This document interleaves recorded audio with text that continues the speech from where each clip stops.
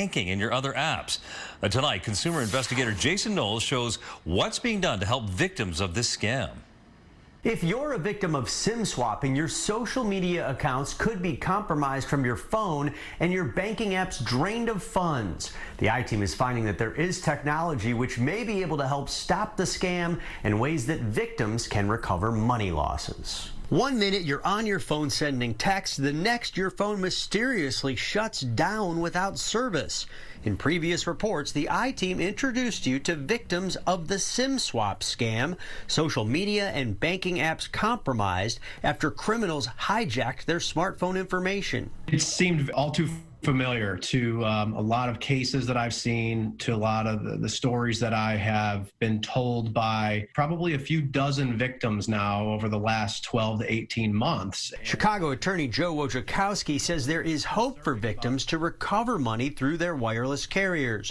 Wojciechowski says he's gotten settlements and believes wireless carriers hold some responsibility for the scam. The Federal Communications Act imposes upon cellular providers and common carriers, this is what all these companies actually are, the obligation to protect your personal confidential information. He says phone companies should do more to stop scammers. You see, scammers can switch SIM card information by pretending to be a legitimate consumer and fooling carrier reps. Tech experts say a SIM swap attack can occur even if a criminal doesn't have your PIN, and they can convince those wireless carrier reps to issue new SIM card information to their device. Then they gain access to all of your accounts. The Federal Trade Commission says in 2019, more than 700 people filed reports. So I've had clients that have lost anywhere from $250,000 to as low as $25,000, and I've had people call that have lost, $70.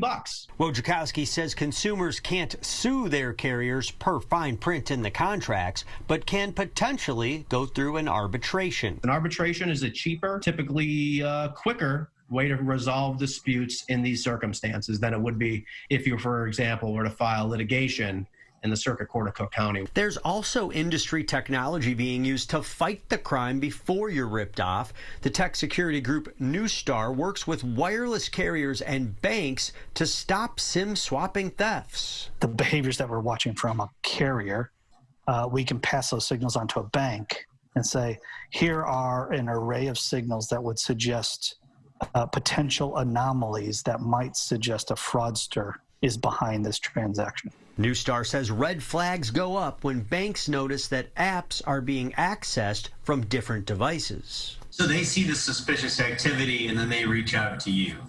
Exactly.